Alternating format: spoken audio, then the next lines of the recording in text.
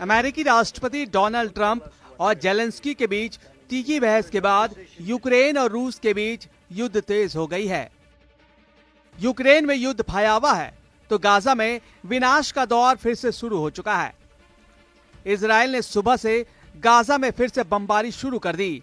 Israel के ये हमले तब शुरू हुए जब हमास ने अमेरिका के प्रस्ताव को मानने से साफ इनकार कर दिया। इसके बाद इजराइल ने न सिर्फ सीज फायर तोड़ने का ऐलान कर दिया बल्कि गाजा में ऑलराउंडर अटैक शुरू कर दिया।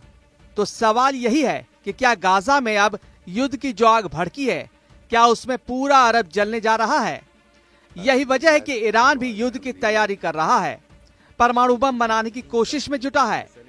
दुनिया आज भी महायुद्ध के उस मुहाने पर पहुंच गई है जहां करीब 1.5 साल पहले खड़ी थी। ट्रंप और जेलेंस्की में झड़प के बाद न सिर्फ यूक्रेन जंग की आग में भड़क गई है बल्कि गाजा युद्ध ने भी विकराल रूप ले लिया है। जिस वक्त यूक्रेन और यूरोप में एटमी विनाश का खतरा मंडरा रहा है, उसी वक्त अरब में भी महायुद्ध की आशंका बढ़ गई है। गाजा में इजराइल की बमबारी शुरू। दोनों मोर्चे पर विनाश का नया दौर ट्रंप की वजह से शुरू हुआ। यूरोप और यूक्रेन युद्ध विराम को तैयार नहीं हुए तो अमेरिका ने यूक्रेन युद्ध से अलग होने की घोषणा कर दी। इसी के बाद रूस ने यूक्रेन में जबरदस्त तबाही मचानी शुरू कर दी है।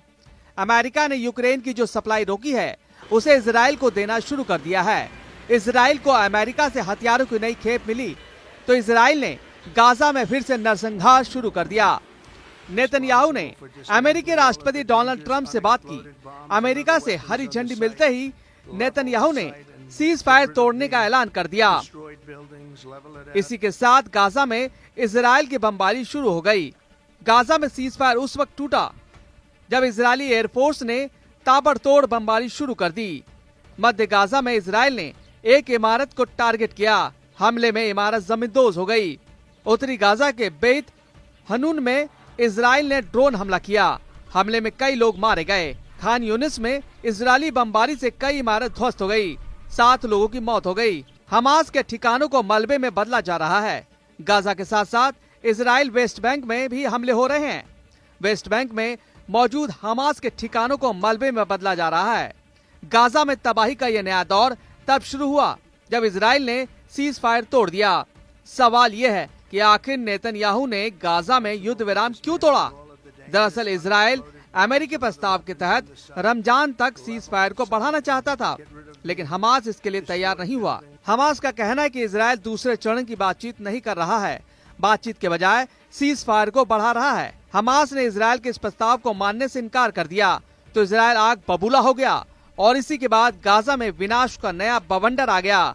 हमास के इनकार के बाद नेतन्याहू ने ट्रंप से बात की, अमेरिका की परमिशन ली और गाजा में सीज फायर तोड़ने का ऐलान कर दिया और फिर गाजा का वही हश्र हुआ जैसा पहले हो रहा था। अगर हमास नहीं माना तो नतीजे और भयावह होंगे। इजरायली सेना सिर्फ हमले ही नहीं कर रही बल्कि गाजा में मिलने वाली सभी तरह की मदद को भी रोक दिया है। इजराइल ने उन सभी क्रॉसिंग को बंद कर दिया है जिसके जरिए गाजा में राहत सामग्री जाती है। इजराइल के प्रधानमंत्री बेंजामिन नेतन्याहू ने 5 घंटे तक बैठक की। इस बैठक के बाद गाजा की मदद रोकने और हमले का आदेश जारी हुआ। नेतन्याहू ने चेतावनी जारी करते हुए कहा कि अगर हमास नहीं मानता है तो इसका नतीजा बहुत ही भयावह होगा। गाजा में जंग की शुरुआत हुई तो अमेरिका ने बारूद की सप्लाई कर दी। अमेरिका के बम और बारूद तेल अवीव पहुंचना शुरू हो गया है। अमेरिका ने इजराइल को 45,000 बंकर बस्टर बम दे दिए। इतना ही नहीं, अमेरिका 35,000 करोड़ रुपए के हथियार देगा। अमेरिका की ये सप्लाई और इजराइल का आक्रामक रुख ये बता रहा है कि अब हमास का पूरी तरह से खात्मा करने की तैयारी है। अगर हमास को बचाने ईरान आया तो ट्रंप और नेतन्याहू ईरान पर भी धावा बोल सकते हैं। फिर दुनिया पर वर्ल्ड वॉर 3 का खतरा मंडराने लगेगा।